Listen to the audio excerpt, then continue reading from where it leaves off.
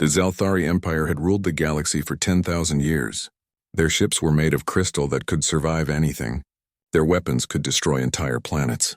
They believed no one could challenge them. They were wrong. Commander Zexthal stood on the bridge of his massive warship called the Eternal Dominion. He was looking at reports from his scouts. They had found another primitive species to conquer. This one lived on a blue planet in a small solar system. The locals called themselves humans. Another weak species, Zexthal said to his officers. Mark their planet for harvesting. We will take their resources in the next cycle. His second officer nodded and made the notes. It was routine work. The Zalthari had done this hundreds of times before. Find a primitive species, study them briefly, then take everything they owned. The weaker species always surrendered or died. It was the natural order of the universe. But something strange was happening across the galaxy. 3 ancient alien races had discovered humanity years before the Zalthari. They had watched the humans carefully. What they saw made them afraid. The Vorath were insect-like beings who had lived for millions of years. They had seen countless civilizations rise and fall. Their leader was a wise old creature named Krieth. He had sent a message to all the other advanced species in the galaxy. Do not attack the humans, his message said. They have something we have never seen before. They refuse to accept defeat. It is not bravery. It is something close to madness. They will fight until every last one of them is dead, and they will take you with them. The Ethkar were beings made of living stone. They thought very slowly because they lived for thousands of years. Time meant nothing to them. They had watched humanity grow from primitive tribes to space travelers in just a few thousand years. This speed shocked them. The Ethkar elders carved a warning into a neutron star. The message was written in gravity waves so all advanced species could read it. The humans are persistence predators. They are weak compared to many species, but they never stop. They never give up. They will chase you across the galaxy if you harm them. Beware. Even the Litharns sent warnings. These beings were made of pure energy. They had no bodies anymore. They had evolved beyond physical form millions of years ago. They rarely spoke to younger species, but they made an exception for humanity. We have seen many species in our long existence, their message said. We have seen species that refuse to die. We have seen species that adapted quickly, but never have we seen a species that treats impossible situations as a personal challenge. The humans see barriers and they break them. They see death and they laugh at it. Do not provoke them. The warnings spread through the secret networks that connected the oldest races. Every advanced civilization heard about humanity. Most of them decided to watch from a distance. They wanted to see if the warnings were true, but the Zalthari never heard these warnings. They did not speak with the older races. They believed they were superior to everyone. They did not need advice from anyone. This pride would cost them everything. On Earth, Captain Jake Morrison was having the best day of his life. He was the commander of the UEN Defiance, humanity's first deep space exploration ship. His mission was to travel beyond the solar system and see what was out there. For 3 months, everything had gone perfectly. Jake stood on the bridge with his crew. His tactical officer was a young woman named Lisa Harper. She was smart and quick. His chief engineer was Danny Wright, a man who could fix anything. Together, they had traveled 3 light years from Earth. They had seen amazing things, beautiful nebulas, strange planets, but no aliens, until today. Captain, I'm reading something on sensors, Lisa said. Her voice was calm, but Jake could hear the excitement. Multiple contacts. They just appeared out of nowhere. I think they came out of faster than light travel. Jake felt his heart race. This was it. First contact with an alien species. Humanity had dreamed of this moment for centuries. He straightened his uniform and took a deep breath. Open all frequencies, he ordered. Broadcast our greeting message in all known languages and mathematical sequences. Let them know we come in peace. For 30 seconds, nothing happened. The alien ships just floated in space. There were 5 of them. They looked like they were made of crystal or glass. They were beautiful and terrifying at the same time. Then the sensors screamed a warning. Captain, they're powering weapons, Lisa shouted. Multiple targeting locks on our ship. They're going to fire. Jake couldn't believe it. They hadn't done anything hostile. They had sent peaceful greetings. Why would the aliens attack? Raise shields, he ordered quickly. Send a distress signal to Earth. Let them know what's happening. All hands to battle stations, the crew moved fast. They had trained for this possibility, but no one really believed it would happen. Everyone thought first contact would be peaceful. They were wrong. The Zelthari ships fired. Beams of purple energy shot across space and hit the Defiance. The shields held for a moment, then started failing. The ship shook violently. Alarms blared everywhere. Shields down to 30%, Danny called from engineering. We've got hull breaches on multiple decks. We're losing air. Jake gripped his command chair. His ship was dying. His crew was dying, and they hadn't even done anything wrong. Anger filled him. Pure hot rage. Return fire, he ordered. All weapons. Everything we have. Make them pay for this. The Defiance had rail guns that fired metal slugs at incredible speeds. It had missiles with nuclear warheads. It had laser cannons. All of humanity's weapons technology had been packed into this one ship. And now Jake was going to use all of it. The weapons fired. Metal slugs traveling at thousands of miles per second hit the Zelthari ships. The aliens had expected their shields to stop the primitive weapons easily. They were wrong. The kinetic energy was too much. The slugs punched through the shields and tore into the crystal hulls. 2 Zelthari scout ships exploded. Brilliant flashes of light marked their deaths. Commander Zexthal was watching from his flagship far away. He saw the explosions and couldn't believe it. Impossible, he whispered. Their weapons should not have worked. How did they penetrate our shields? But there was no time to think about it. The human ship was still fighting. Even as it died, it kept firing. This was not normal behavior. Most species surrendered when they knew they couldn't win. But these humans seemed to fight harder when things got worse. The Defiance was breaking apart now. Whole sections of the ship were gone. Half the crew was dead. But Jake Morrison was still on the bridge, still fighting. Abandon ship, he finally ordered. Everyone to the escape pods. That's an order. Lisa looked at him. Sir, someone needs to stay and aim the final shots. The targeting computer is damaged. Jake nodded. He had known it would come to this. Then we do it together. Everyone else, go now. Danny and the other survivors ran to the escape pods. They didn't want to leave their captain, but they had no choice. As they fled, they watched the bridge on their monitors. Jake and Lisa were still there, still working. One last shot, Jake said. He aimed the dying ship at the largest Zelthari vessel. Then he fired every remaining thruster. The Defiance, now just a broken wreck, flew straight at the enemy flagship. For humanity, Lisa said quietly. For Earth, Jake replied. The Defiance hit the Zelthari ship and exploded. The nuclear reactor went critical. The blast was so powerful it destroyed 3 enemy vessels and damaged a dozen more.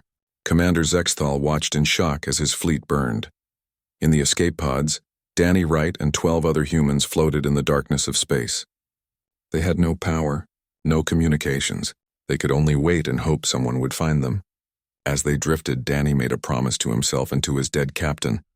We're going to make them pay for this. Every last one of them. They just started a war they can't possibly win. The news reached Earth 6 hours after the Defiance was destroyed. The distress signal had been sent at the speed of light, traveling across 3 light-years of empty space. When it finally arrived, everything changed. President Helen Cortez was sleeping when her security team woke her up. She was a strong woman who had led Earth through many difficult times, but nothing had prepared her for this news. Madam President, we have a situation, her chief of staff said. His face was pale. The Defiance has been destroyed.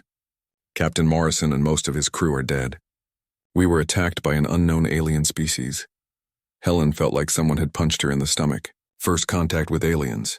It was supposed to be humanity's greatest moment. Instead, it was a massacre. Call an emergency meeting of the United Earth Council, she ordered. Get me every military leader, every scientist, everyone. We need to meet in 1 hour. The council chamber was filled with shouting. Some leaders wanted to try diplomacy. They believed the attack must have been a mistake. Maybe the aliens didn't understand human, peaceful intentions. Surely they could talk this out. Others wanted immediate revenge. They wanted to build warships and hunt down every alien who had been involved in the attack. They wanted blood for blood. Admiral Frank Hayes sat quietly through all the shouting.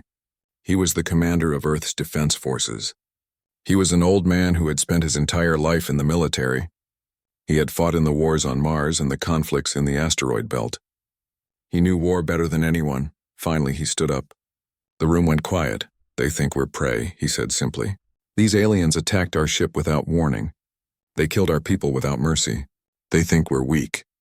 They think we'll surrender or hide. They're wrong. He walked to the holographic display that showed the solar system.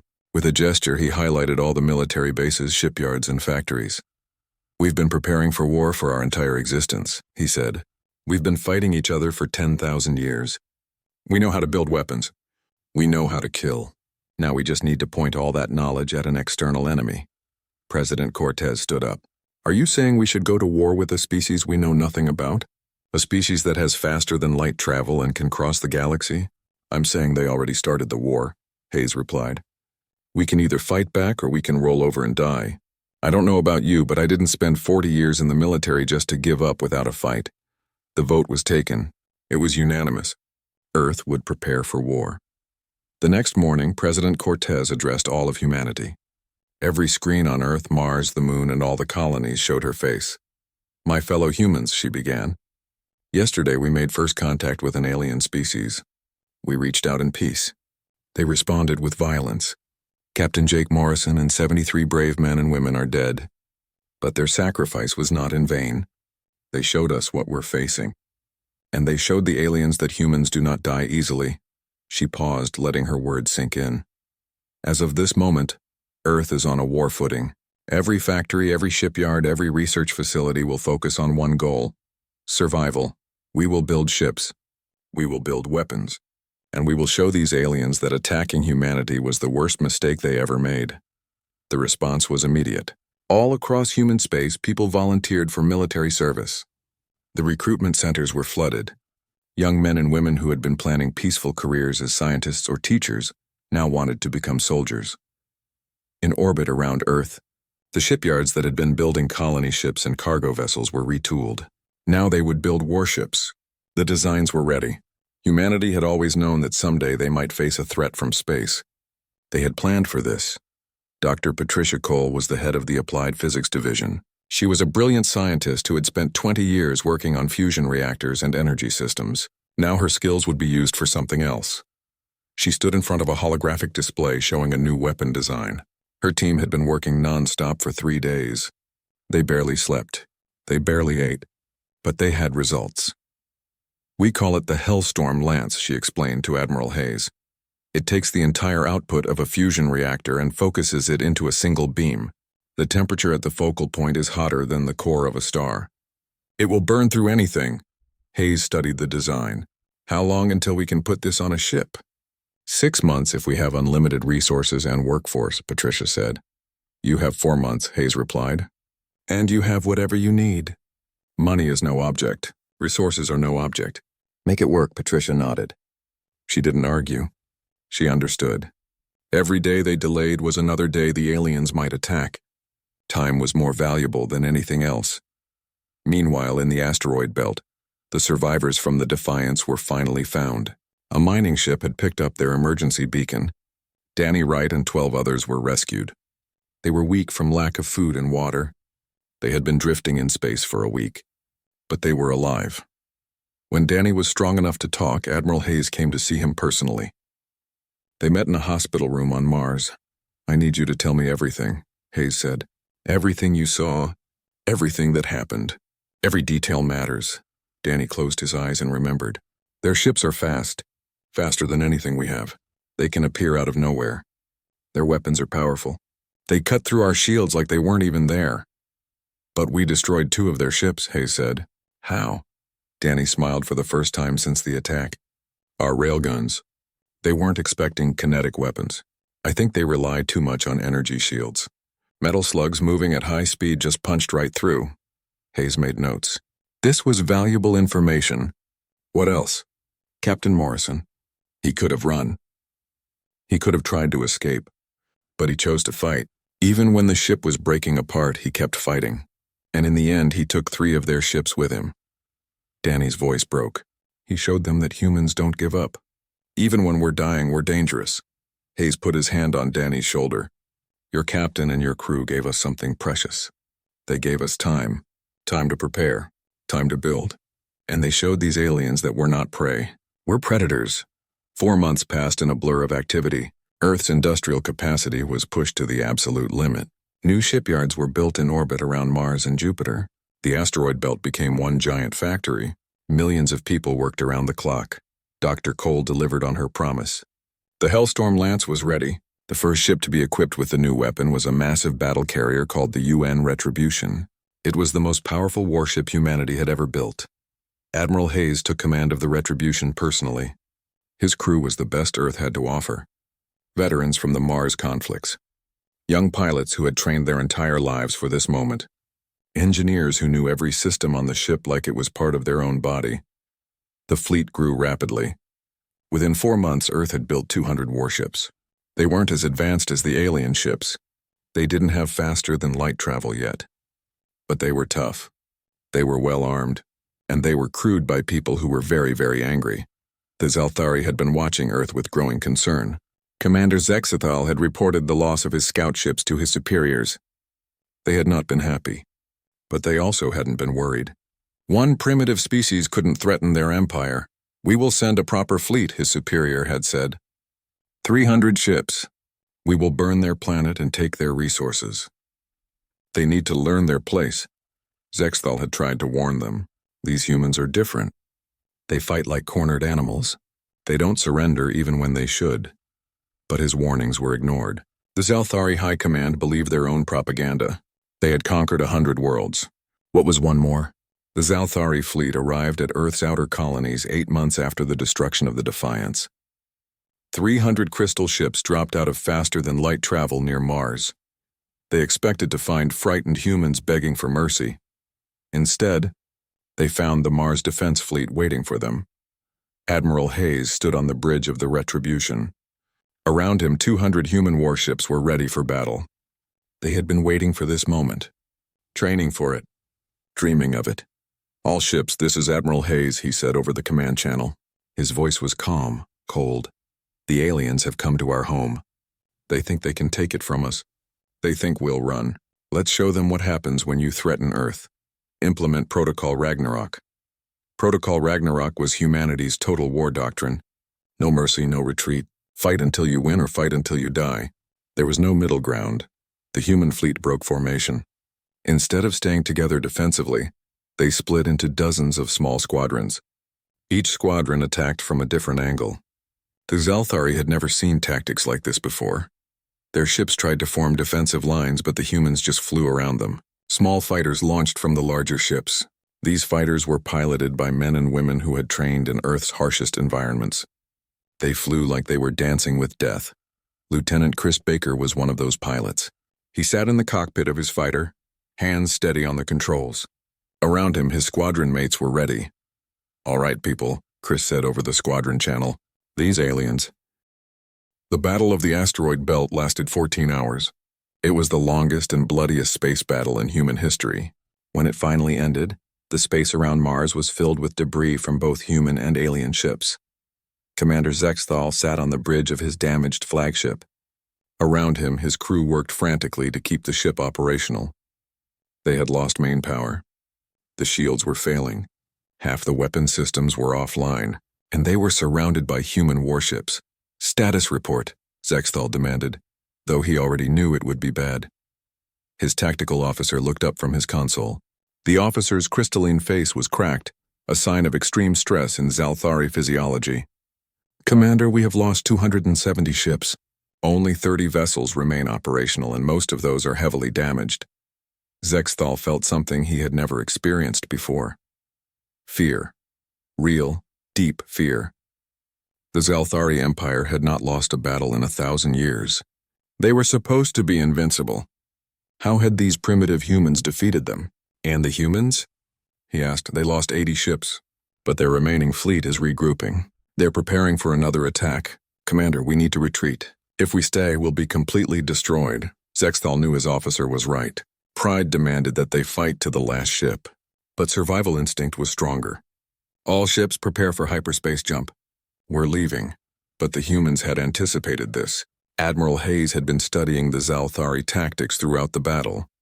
He noticed that their ships always charged their faster-than-light drives in a specific pattern. That pattern created a unique energy signature, and where there was an energy signature, there was a way to disrupt it. "Deploy the interdiction mines," Hayes ordered. "Don't let them escape." Human ships launched small devices that spread out across the battlefield. These mines didn't explode. Instead, they generated localized gravity wells. These artificial gravity fields disrupted the space-time fabric that the Zalthari needed for their hyperspace jumps. The Zalthari tried to activate their faster-than-light drives. Nothing happened. They tried again. Still nothing. They were trapped. They can't jump. The tactical officer on the Retribution reported, "The mines are working. They're stuck here with us." Hayes allowed himself a small smile. "Open a channel to the alien flagship. Let's see if they want to talk now." On the view screen, Commander Zexthal appeared. He looked defeated, broken. "What do you want, human?" "Surrender," Hayes said simply. "Power down your weapons. Shut down your shields. Order your remaining ships to do the same, or we'll destroy every last one of you." Zexthal wanted to refuse.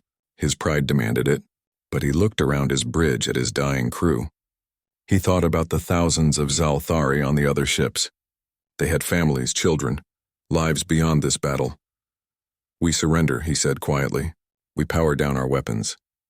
It was the first time in recorded history that a Zalthari commander had surrendered.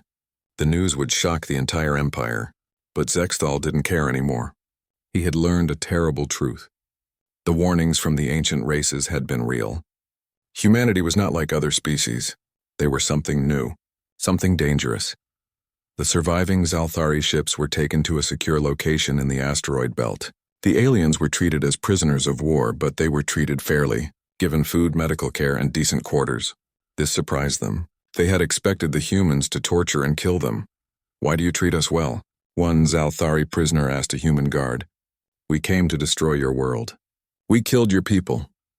The guard, a young woman named Kelly Morgan, looked at the alien. "Because we're not you. We fight when we have to, but we don't torture prisoners. That's not who we are." This answer confused the Zalthari.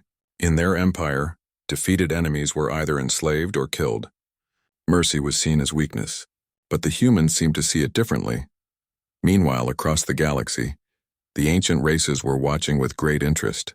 The Vorath had predicted this outcome, but even they were surprised by how decisive the human victory had been. High Sage Kriath called a meeting of his council. The Vorath had a decision to make. Should they get involved in this conflict? "The Zalthari have grown too powerful," one council member said. "They conquer and enslave without mercy. Perhaps it is time someone stopped them." "But should we involve ourselves in a war between younger races?" another asked. "We have maintained neutrality for millions of years," Kriath thought carefully. He had lived for 15 million years. He had seen empires rise and fall. He had watched species emerge and go extinct. But something about humanity fascinated him. They reminded him of the Vorath in their youth before they became cautious and wise. "I propose we offer the humans our knowledge," Kriath said. "Not our military might, but our intelligence about the Zalthari. We have observed them for centuries. We know their weaknesses. We know their strategies. This knowledge could save countless lives on both sides." The vote was close, but ultimately the council agreed. The Vorath would break their tradition of neutrality. They would help humanity. On Earth, Ambassador Victoria Shaw was working late in her office when she received an alert. An unknown ship had entered Earth space. It wasn't attacking. It was broadcasting a message of peace, but it wasn't human. Victoria rushed to the command center. Admiral Hayes was already there watching the monitors. "What do we know?" she asked. "The ship matches no known design," Hayes replied. "But it's broadcasting in multiple languages, including English. They say they come in peace. They say they want to help us." "Help us?" Victoria was suspicious. "Why would aliens want to help us?" "Only one way to find out. They're requesting permission to land. I'm inclined to let them, but I want your diplomatic input." Victoria thought about it.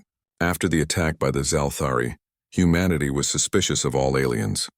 But they also needed allies. They needed information. Let them land, but keep weapons trained on their ship. If they make any hostile move, destroy them. The Vorath ship landed at the diplomatic complex in Geneva. When the airlock opened, humans got their first look at the insectoid aliens. They were tall, perhaps 8 feet high. Their bodies were covered in chitinous armor. Multiple eyes examined everything around them. They looked dangerous, but their leader, Kriath, moved slowly and carefully. He made no sudden movements. He held no weapons. He was trying to appear non-threatening. "Greetings, humans," Kriath said through a translator device. His voice sounded like wind chimes. I am High Sage Kriath of the Vorath Collective. We come to offer our assistance in your conflict with the Zalthari Empire. Victoria stepped forward. She was nervous, but she didn't show it. Why would you help us? What do you gain from this? Justice, Kriath replied simply. The Zalthari have terrorized this galaxy for too long. They destroy species that cannot defend themselves. They take what is not theirs. When we heard they attacked you, we were not surprised. When we heard you defeated them, we were impressed. You knew about the Zalthari? Hayes asked. You knew they were dangerous? Why didn't you stop them? Because we are old and tired, Kriath admitted. We no longer have the will to fight. But you humans, you have something we lost long ago. Fire, passion, the refusal to accept injustice. We cannot fight beside you, but we can give you knowledge. Over the next few weeks, the Vorath shared everything they knew about the Zalthari.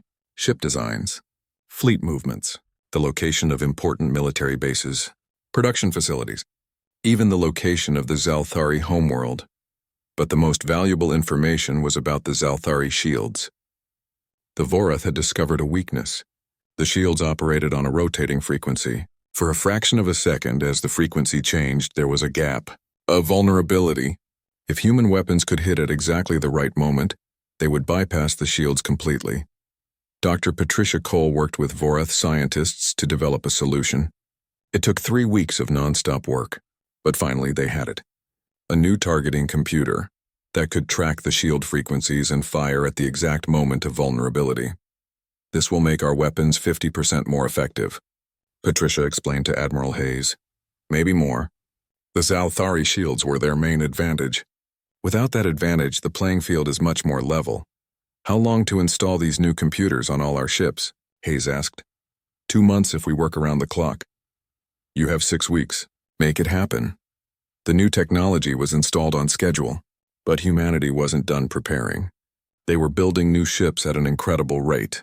The shipyards around Mars, Jupiter, and Saturn worked non-stop. Every day, 3 or 4 new warships were completed, but humanity also did something the Zalthari never expected. They started building colony ships again. Even while preparing for war, they were planning for the future. They were establishing new colonies, having children, building homes. They were refusing to let the war define their entire existence. This confused Commander Zexthal. He was still a prisoner, but he was treated well and given access to news about Earth. He couldn't understand the humans. They were preparing for total war, but they were also living their lives as if nothing was wrong. How do you do this? He asked Kelly Morgan one day. She had become something like his regular guard, and they sometimes talked. How do you prepare for war and peace at the same time? Kelly thought about the question. 2 years had passed since the Zalthari attacked the Defiance. In that time, humanity had transformed from a species confined to one solar system into a galactic military power. Their fleets had pushed the Zalthari back across 17 star systems. Worlds that had been under Zalthari control for centuries were now free. Captain Nicole Brennan stood on the bridge of the UN Vengeance, a new class of stealth destroyer. Her ship was designed for one purpose: deep strike missions behind enemy lines. For 3 months, she and her crew had been operating in Zalthari territory, mapping their supply routes and destroying their logistics. Target acquired, her sensor officer Lieutenant Greg Palmer said quietly. Zalthari logistics hub in Sector 447. 12 cargo ships, minimal escort. They're transferring fuel and ammunition to their 4th fleet. Nicole studied the tactical display. The Zalthari were being careless. They didn't expect human ships to be this deep in their territory. They had made a mistake. She intended to make them pay for it. That supply hub feeds their entire 4th fleet. Her executive officer, Commander Amy Sullivan, pointed out. If we destroy it, they'll be stranded without fuel or ammunition for weeks. We're outnumbered 30-1, Nicole said. Sounds like a fair fight to me. All crew to battle stations. Prepare for combat emergence. The Vengeance had stealth technology that the Zalthari couldn't detect. It could hide in the shadow of a star, or blend in with background radiation. It was invisible until the moment it attacked. And then it was devastatingly effective. The ship materialized right in the middle of the Zalthari formation. The aliens didn't even have time to raise their shields. Nicole's weapons officer fired everything at once. Hellstorm lances cut through cargo ships like a knife through paper. Nuclear torpedoes turned the logistics hub into expanding clouds of debris. In 90 seconds, the Zalthari had lost 70% of their supplies. Then, before the escort ships could respond, the Vengeance vanished back into stealth mode. This was the new human way of war. Strike fast, strike hard. Disappear before the enemy can respond. Never fight fair if you can avoid it. It was guerrilla warfare on an interstellar scale.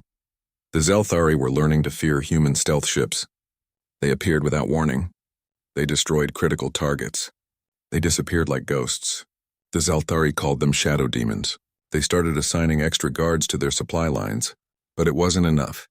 There were too many targets and too few guards. While the military campaign continued, humanity was also winning on the diplomatic front.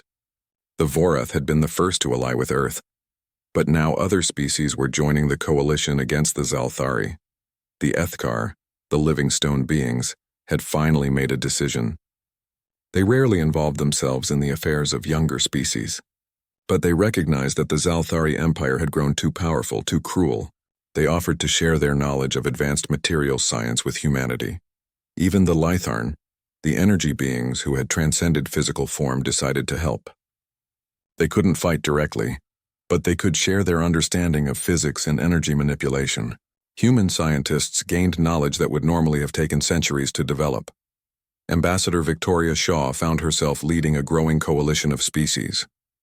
They met regularly to coordinate their efforts against the Zalthari. It was strange, she thought, how a defensive war had turned into a liberation campaign. Species that had been enslaved by the Zalthari for generations were now being freed. "We've received a request from the Pelthon," Victoria reported during one coalition meeting. "They're a species from the Helios cluster. The Zalthari conquered them 40 years ago. They want to join the fight. Can they contribute militarily?" Admiral Hayes asked. He was always practical about these things.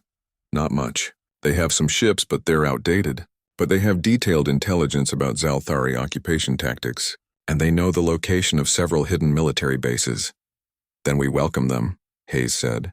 "Every bit of intelligence helps, and every species that joins us is one less species the Zalthari can use against us." The coalition was growing. Humanity had gone from being alone in the galaxy to being the center of an alliance of over 20 species. It was everything the Zalthari had feared. United, the younger species were stronger than the old empire. On the Eternal Dominion, Commander Zexthal was facing the consequences of his failures. His superiors had been removed from power after the disaster at the Battle of the Asteroid Belt. The Zalthari High Council had collapsed in internal fighting, and Zexthal, despite losing that first battle, had been promoted. He was now Supreme Commander of all Zalthari military forces. It was not an honor. It was a punishment. He had been given the impossible task of winning an unwinnable war. "Status report," he demanded from his intelligence officer. "It's bad, Commander. The humans have pushed us back to the core systems. We've lost contact with 17 colonies. The logistics network is in shambles. The shadow demons, the human stealth ships, have destroyed over 60% of our supply infrastructure." "And our allies?" Zexthal asked, though he already knew the answer. "We have none. The species we conquered are rebelling. The neutral powers are siding with the humans. Even the ancient races are helping our enemies. We're alone, Commander." Zexthal looked at a star map showing the shrinking Zalthari Empire. 2 years ago, their empire had controlled hundreds of systems. Now they held perhaps 50, and that number was shrinking every day. "How did this happen?" he asked quietly. "How did we fall so far, so fast?" His intelligence officer was silent for a moment. Then he said, "We underestimated them, Commander. We saw their primitive technology and assumed they were weak. We didn't see their adaptability, their creativity, their absolute refusal to surrender. And now we're paying the price." Zexthal knew it was true. He had tried to warn his superiors after that first battle, but they hadn't listened. They had believed in their own superiority, and that belief had destroyed them. Back on Earth, Dr. Patricia Cole was working on a new project. She had heard about a Zalthari superweapon, something they called the Starbreaker. According to intelligence reports, it could destroy an entire planet. "We need to find this weapon," Admiral Hayes told her. "If they're desperate enough to use it on Earth, we could lose everything." "I've been analyzing the energy signatures from Zalthari space," Patricia said. She pulled up a holographic display. "There's an unusual power spike in one of their core systems. It's massive, bigger than anything we've seen before. Could it be the Starbreaker?" Maybe, or it could be a trap. They know we're looking for it. They might be trying to lure our fleet into an ambush. Hayes considered the options. We need to investigate. But carefully. Send a stealth ship first. If it is the Starbreaker, we need to destroy it before they can use it. Captain Nicole Brennan received her new orders with mixed feelings. The mission was dangerous. If the Zalthari detected her ship before she could complete her mission, she and her entire crew would die. But it had to be done. The Vengeance traveled deep into Zalthari space, using every stealth technique they had developed. It took 2 weeks to reach the target system. When they arrived, what they found shocked them. "Captain, that's not a weapon," Greg Palmer said, staring at his sensors. "It's a ship. The biggest ship I've ever seen. It must be 20 kilometers long. Is it operational?" Nicole asked. "Sensors show massive power signatures. It's active, but it's not moving. It's just sitting in orbit around a gas giant." Nicole made a decision. "Take us closer. I want a full sensor sweep. Find out what that thing does." As the Vengeance moved closer, the sensors gathered more data, and the picture that emerged was terrifying. The ship wasn't a weapon designed to destroy planets. It was a weapon designed to destroy stars. It could trigger a supernova in any star system it visited. "This is insane," Amy Sullivan whispered. "If they use this on our sun, the entire solar system would be destroyed. Earth, Mars, all the colonies, everything. Then we make sure they never get the chance to use it," Nicole said firmly. "Tactical, can we destroy it?" "Not with our weapons, Captain. That thing has shields that would take a full fleet to penetrate, and if we attack it, every Zalthari ship in this system will come after us." Nicole thought fast. They couldn't destroy the Starbreaker, but maybe they could disable it. "Can we infiltrate it? Send in a boarding team?" "It's possible, but it would be a one-way trip. We'd have to get close enough to dock, and at that range they'd detect us." "Not if we time it right," Nicole said. She had an idea. There's a lot of traffic going to and from that ship. Cargo vessels, personnel transports. If we time our approach to coincide with a large convoy, we might be able to hide in their sensor shadow. It was risky, but it was the only option they had. Nicole selected a team of 6 volunteers, including herself. They would board the Starbreaker, plant explosives in the reactor core, and try to escape before it exploded. "If we don't make it back," she told her executive officer, "make sure Admiral Hayes knows about this weapon. Make sure Earth is warned." Amy nodded, trying not to show her fear. "Good luck, Captain." The boarding mission was a success. Nicole and her team infiltrated the Starbreaker during a shift change, when security was at its weakest. They made their way to the reactor core. 4 years after the destruction of the Defiance, the human expeditionary fleet emerged from hyperspace at the edge of the Zaltar system. This was the Zalthari homeworld, the heart of their empire, the place where it would all end. Admiral Frank Hayes stood on the bridge of the UEN Indomitable, a massive supercarrier that served as the flagship for the entire human fleet. Around him, 500 warships waited for his command. Human ships, Vorath cruisers, Ethkar heavy dreadnoughts. The greatest military force ever assembled in this region of the galaxy. Captain Nicole Brennan, promoted to Fleet Tactical Coordinator after her heroic mission to destroy the Starbreaker, stood beside him. Her wounds had healed, but she still carried scars from that mission, both physical and mental. "All ships reporting ready, Admiral," she said. "The Vorath auxiliaries are in position. Ethkar heavy cruisers are standing by. Everyone is waiting for your order." Hayes studied the tactical display. The Zalthari had assembled their remaining forces here. 200 warships orbited their homeworld in a defensive formation. Orbital defense platforms surrounded the planet like a thorny shell. Behind all those defenses, 5 billion Zalthari civilians lived their lives, unaware that their empire's final moment was approaching. "Open a channel to the Zalthari flagship," Hayes ordered. "Let's give them one last chance." On the main view screen, Commander Zexthal appeared. He looked different than he had 4 years ago. Older, tired, defeated. The crystal plates that made up his body were dull and cracked. War had aged him in ways that time alone never could. "Have you come to finish what you started, Admiral Hayes?" Zexthal asked. His voice was quiet, resigned. "No," Hayes replied. "I've come to offer you a choice. Surrender now and your people will be spared. Your civilians will not be harmed. Your homeworld will remain intact. You have my word." Zexthal laughed, but there was no humor in it, only bitterness. "Spare us? You who have destroyed 17 of our colony worlds, you who have killed millions of my people. Why should I believe you? Because we're not you, Hayes said firmly. We destroyed military targets, not civilian populations. We avoided casualties wherever possible. Check your own records. Compare the number of military deaths to civilian deaths in this war. You'll find that we've been careful, precise. We fight soldiers, not children. Zexthal was silent. He knew Hayes was telling the truth. The humans had been ruthlessly efficient in their targeting. They destroyed military bases, shipyards, supply depots, but they avoided cities. They sent warnings before attacking colonized worlds, giving civilians time to evacuate. It was not how the Zalthari fought. It was not how any empire fought. My council wants to fight to the last ship, Zexthal finally said. They believe surrender is worse than death. They would rather see our homeworld burn than bow to a younger species. And what do you believe? Hayes asked. Zexthal looked off screen at something Hayes couldn't see. I believe I have made too many mistakes already. I attacked your ship 4 years ago without provocation. I believed you were weak. I believed we were invincible. I was wrong on both counts, and my mistakes have cost millions of lives. He turned back to face Hayes. But I am not the one who makes this decision. I must consult with my council. Give me 1 hour. You have 2 hours, Hayes said. Use them wisely. The channel closed. Hayes sat back in his command chair. Around him, the bridge crew worked quietly, efficiently. They had trained for this moment for years. They were ready for whatever came next. Nicole approached him. Do you think they'll surrender? I don't know, Hayes admitted. Zexthal seems reasonable. But empires don't surrender easily. Pride is a powerful thing, even when it's self-destructive. 2 hours passed slowly. The human fleet maintained its position, weapons ready but not actively targeting. The Zalthari fleet did the same. It was a strange moment of peace in the middle of a war zone. Finally, the communication channel reopened.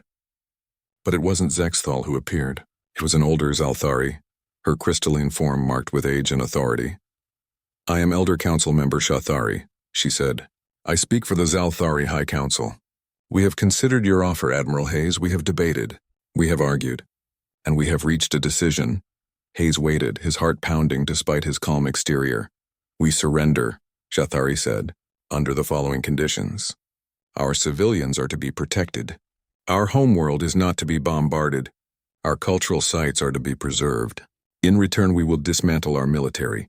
We will release all enslaved species. We will open our borders to coalition inspection, and we will accept whatever punishment your coalition deems appropriate. Hayes felt a wave of relief wash over him. Your conditions are acceptable. Order your fleet to power down weapons and lower shields. We'll begin the formal surrender process immediately. There is one more thing, Shathari said. Commander Zexthal has requested to speak with you privately. Hayes agreed. A few minutes later, Zexthal appeared on screen again. This time it was a private channel. Just the two of them. Thank you, Zexthal said simply, for giving us the choice. Many commanders would have simply attacked and destroyed us all. I'm not fighting for revenge, Hayes replied. I'm fighting to protect Earth and our allies. Now that you've surrendered, you're no longer a threat. There's no point in killing you. I have a question, Zexthal said. Something I have wondered about since the Battle of the Asteroid Belt. Why did your species fight so hard?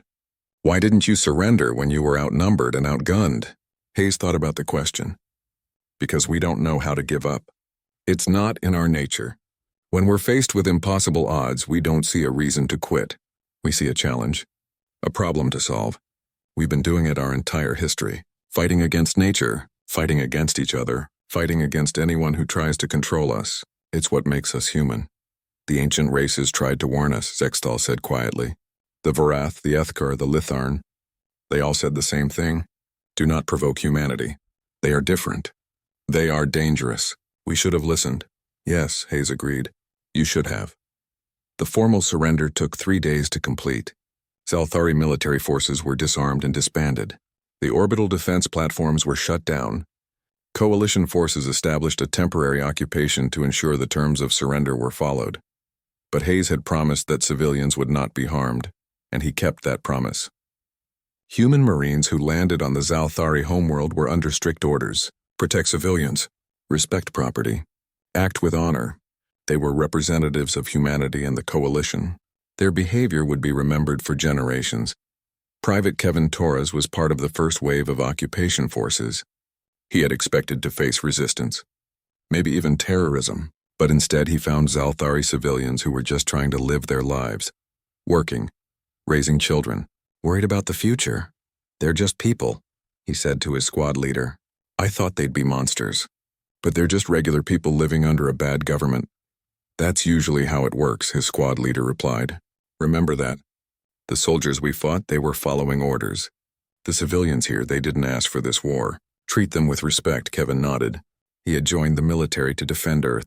He had fought in a dozen battles. He had lost friends. But now, standing on an alien world, he realized something important. War was always about choices made by leaders. And those choices affected regular people who just wanted to live in peace.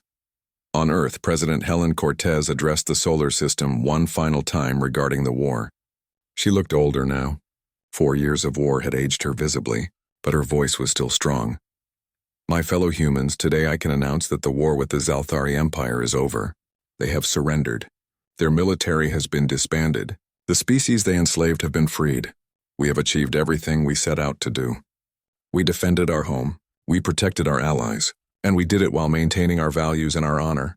She paused, letting her words sink in. "This war cost us dearly. We lost over 200,000 military personnel. Thousands more were wounded.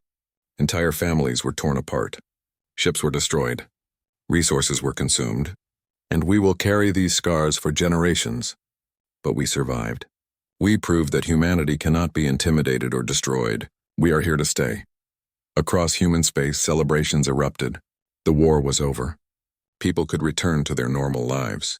But it wasn't quite the same as before. Humanity had changed. They had seen war on an interstellar scale. They had made allies among the stars. They had proven themselves against an ancient empire. They were no longer alone in the universe. And everyone knew it. Dr. Patricia Cole stood in her laboratory looking at data from Zalthari technology that had been shared as part of the surrender agreement. There was so much to learn. New physics, new materials, new understanding of how the universe worked. "We could have learned all this peacefully," she said to her assistant. "If they had just approached us with friendship instead of hostility, we could have shared knowledge, worked together, built something amazing." "Maybe that's the lesson," her assistant replied. "Maybe that's what comes out of this war. A new understanding of how species should treat each other." Patricia hoped so. She had spent 4 years developing weapons. 10 years had passed since the war ended. The galaxy was a very different place now. The Zalthari Empire no longer existed. In its place was a loose federation of independent worlds, each governing itself. Some thrived. Others struggled. But all were free. The Galactic Coalition had grown into a powerful organization. 27 species were now members, including humanity. They worked together to maintain peace, share knowledge, and prevent future wars. The Coalition had a simple rule. Peaceful species were protected. Aggressive species were stopped. Captain Nicole Brennan stood on the bridge of the CSS Unity, the first joint species exploration vessel. Her crew was diverse. Humans, Vorath, Ethkar, and even a few reformed Zalthari who wanted to make amends for their empire's past crimes. Together they explored uncharted regions of space, making first contact with new civilizations. "Captain, we're approaching the system," her navigation officer reported. He was a young Vorath named Tikleth. "Sensors detect signs of advanced technology on the third planet. Could be another spacefaring species." Nicole felt a familiar mix of excitement and nervousness. First contact was always delicate. The Coalition had learned from humanity's experience with the Zalthari. They had developed detailed protocols for approaching new species. Rule number 1, always assume peaceful intent unless proven otherwise. "All right, people," Nicole said to her crew. "We follow the protocols exactly. Broadcast friendship messages in all known languages and mathematical sequences. Keep weapons powered down. Shields at minimum. We show them we're not a threat." "And if they attack anyway?" her tactical officer asked. He was human, a veteran of the war named Kyle Peterson. "Then we retreat and report back to the Coalition," Nicole said firmly. "We're not here to fight. We're here to make friends. If they don't want friends, we leave them alone." The Unity approached the planet slowly, broadcasting their peaceful intentions. For an hour, there was no response. Then finally a ship emerged from the planet's atmosphere. It was small, clearly a scout vessel, but it was aimed directly at them. "They're scanning us," Tickleth reported. "No weapons lock." "They're just looking," Nicole ordered a halt. The Unity stopped moving and waited.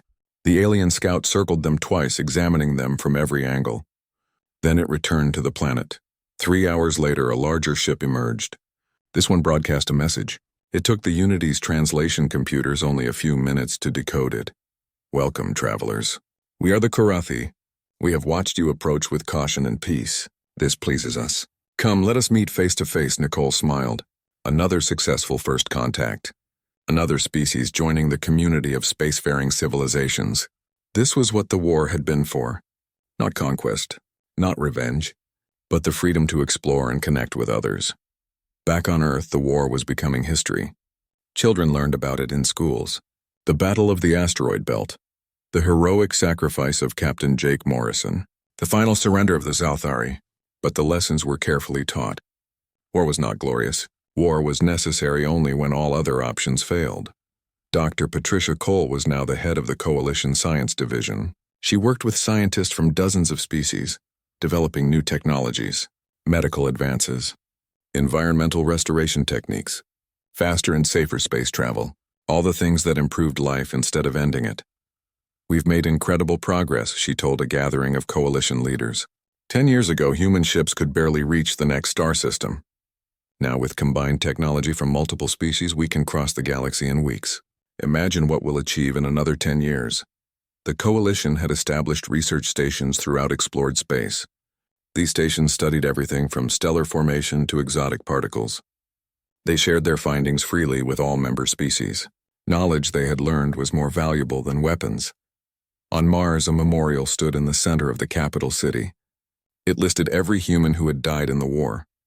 200,000 names carved into black stone, but it also listed the names of aliens who had helped humanity, Forath scouts who had provided intelligence, Ethkar engineers who had shared their knowledge, even Zalthari prisoners who had cooperated and shared information that saved lives. The memorial's inscription was simple. They fought for peace. They died for freedom. May we honor their sacrifice by building a better future. Lieutenant Danny Wright, one of the survivors from the Defiance, stood before the memorial. He came here every year on the anniversary of the ship's destruction. He was older now, with gray in his hair. He had retired from military service and now taught engineering at the Mars Technical Institute.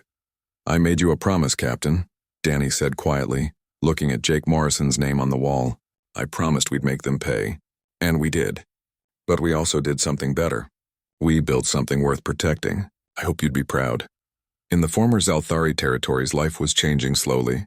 The species that had been enslaved for generations were learning to govern themselves. Some struggled with the transition. They had been slaves for so long they had forgotten how to be free. The Coalition helped them, but carefully. They provided guidance, not control. They offered assistance, not domination. Ambassador Victoria Shaw spent most of her time in these regions now. She worked with newly independent worlds, helping them establish governments and economies. It was slower work than military campaigns, but she found it more satisfying. "You can destroy an empire in 4 years," she told her staff. "But building something good takes generations. That's the real work. That's what matters." Commander Zexthal continued teaching on his farming colony. His students were young Zalthari who had been children during the war. They listened to his stories with wide eyes, finding it hard to believe their species had once been so powerful and so cruel. "Why did we attack them?" one student asked. "If the ancient races warned us, why didn't we listen?" Zexthal considered the question carefully. "Because we believed we were special.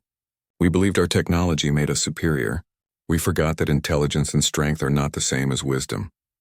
The humans taught us that lesson, but they should not have had to." "What are humans like?" another student asked.